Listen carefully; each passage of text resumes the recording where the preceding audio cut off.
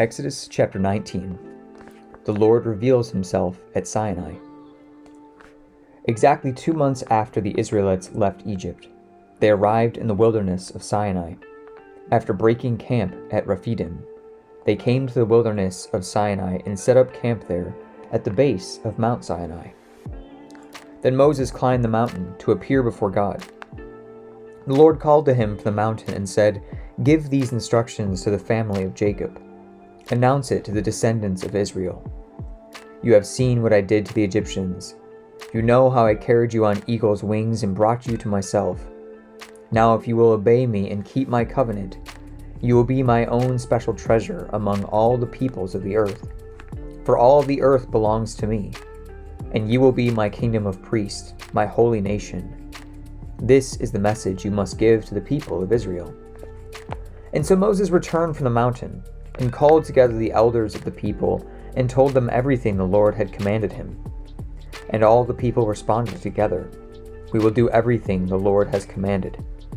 So Moses brought the people's answer back to the Lord. Then the Lord said to Moses, "I will come to you in a thick cloud, Moses, so the people themselves can hear me when I speak with you. Then they will always trust you." Moses told the Lord what the people had said. Then the Lord told Moses, "Go down and prepare the people for my arrival. Consecrate them today and tomorrow and have them wash their clothing. Be sure they are ready on the 3rd day, for on that day the Lord will come down on Mount Sinai as all the people watch. Mark off a boundary all around the mountain. Warn the people, be careful. Do not go up on the mountain or even touch its boundaries. Anyone who touches the mountain will certainly be put to death. No hand may touch the person or animal that crosses the boundary. Instead, stone them or shoot them with arrows. They must be put to death. However, when the ram's horns sound a long blast, then the people may go up on the mountain."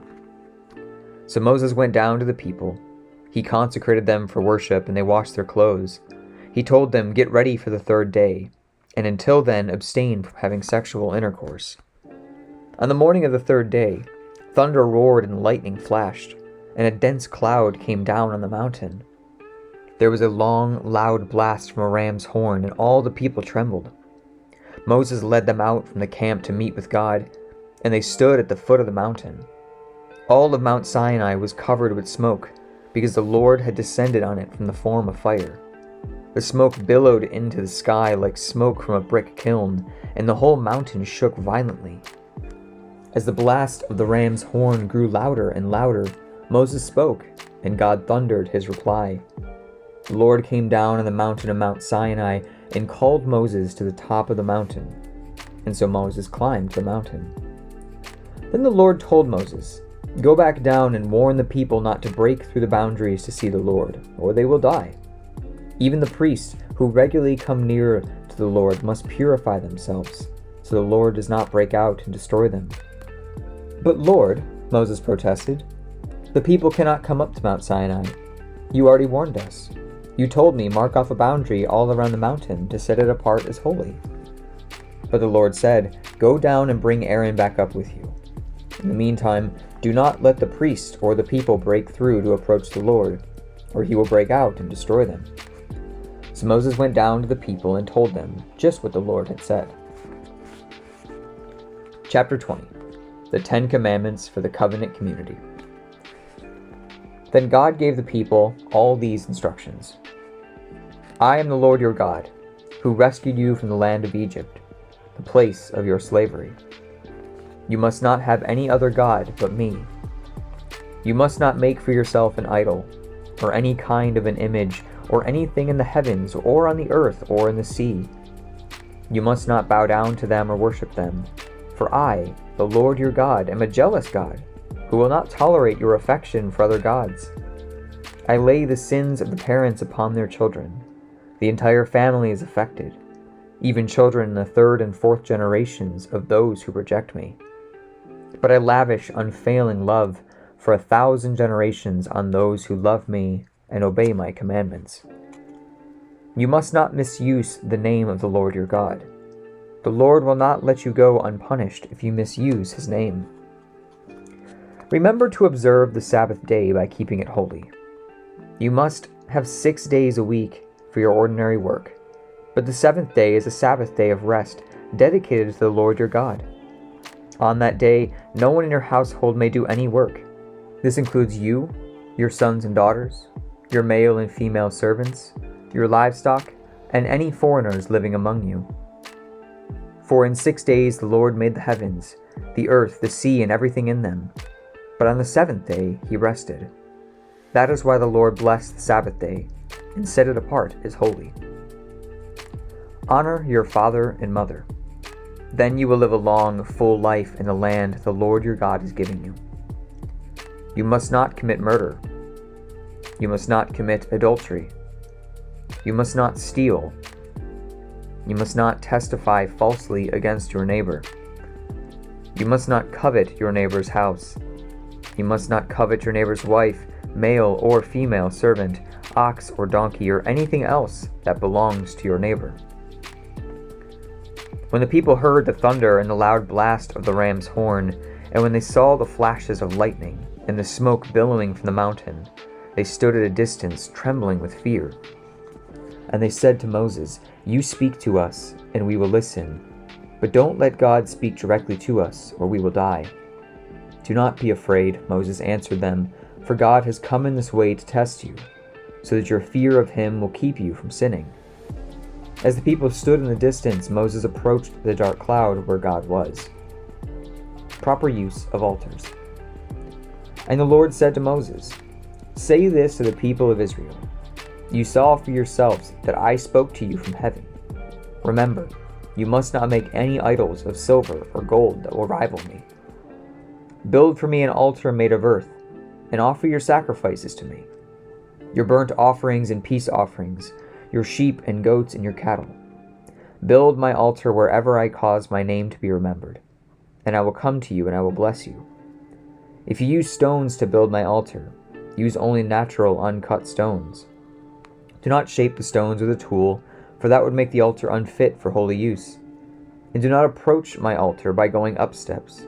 If you do, someone might look up under your clothing and see your nakedness." Exodus 21. Fair treatment of slaves. These are the regulations you must present to Israel.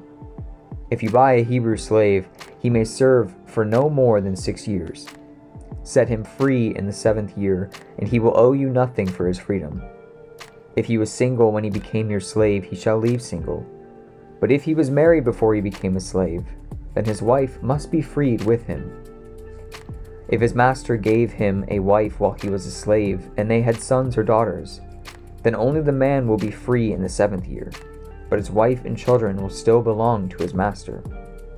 But the slave may declare, "I love my master, my wife, and my children. I don't want to go free." If he does this, his master must present him before God. Then his master must take him to the door or doorpost and publicly pierce his ear with an awl. After that, the slave will serve his master for life. When a man sells his daughter as a slave, she will not be freed at the end of 6 years as men are. If she does not satisfy her owner, he must allow her to be bought back again. But he is not allowed to sell her to foreigners, since he is the one who broke the contract with her. But if the slave's owner arranges for her to marry his son, he may no longer treat her as a slave, but as a daughter. If a man who is married a slave wife takes another wife for himself, he must not neglect the rights of the first wife to food, clothing, and sexual intimacy. If he fails in any of these 3 obligations, she may leave as a free woman without making any payment. Cases of personal injury. Anyone who assaults and kills another person must be put to death. But if it was simply an accident permitted by God, I will appoint a place of refuge where the slayer can run for safety. However, if someone deliberately kills another person, then the slayer must be dragged even from my altar and be put to death. Anyone who strikes father or mother must be put to death. Kidnappers must be put to death, whether they are caught in possession of their victims or have already sold them as slaves. Anyone who dishonors father or mother must be put to death. Now suppose 2 men quarrel, and one hits the other with a stone or fist, The injured person does not die but is confined to bed. If he is later able to walk outside again, even with a crutch, the assailant will not be punished, but must compensate his victim for lost wages and provide him a full recovery. If a man beats his male or female slave with a club and the slave dies as a result, the owner must be punished. But if the slave recovers within a day or two, then the owner shall not be punished, since the slave is his property. Now suppose two men are fighting, and in the process they accidentally strike a pregnant woman, so she gives birth prematurely. If no further injury results, the man who struck the woman must pay the amount of compensation the woman's husband demands and the judges approve. But if there is a further injury, the punishment must match the injury. A life for a life, an eye for an eye, a tooth for a tooth, a hand for a hand, a foot for a foot, a burn for a burn, a wound for a wound, a bruise for a bruise. If a man hits his male or female slave in the eye and the eye is blinded, he must let the slave go free to compensate for the eye. And if a man knocks out the tooth of his male or female slave, he must let the slave go free to compensate for the tooth. If an ox gores a man or woman to death, the ox must be stoned, and its flesh may not be eaten. In such a case, however, the owner will not be held liable. But suppose the ox had a reputation for goring, and the owner had been informed but failed to keep it under control. If the ox then kills someone, it must be stoned, and the owner must also be put to death. However, the dead person's relatives may accept payment to compensate for the loss of life. The owner of the ox may redeem his life by paying whatever is demanded. The same regulation applies if the ox gores a boy or a girl. But if the ox gores a slave, either male or female, the animal's owner must pay the slave's owner 30 silver coins, and the ox must be stoned. Suppose someone digs or uncovers a pit and fails to cover it, and then an ox or a donkey falls into it. The owner of the pit must pay full compensation to the owner of the animal, but then he gets to keep the dead animal. If someone's ox injures a neighbor's ox, and the injured ox dies, then the two owners must sell the live ox and divide the price equally between them. Then they must divide the dead animal. But if the ox had a reputation for goring, yet its owner failed to keep it under control, he must pay full compensation, a live ox for the dead one, but he may keep the dead ox. Psalm 23, a psalm of David. The Lord is my shepherd. I have all that I need. He lets me rest in green meadows. He leads me beside peaceful streams. He renews my strength. He guides me along right paths, bringing honor to his name. And even when I walk through the darkest valley, I will not be afraid, for you are close beside me.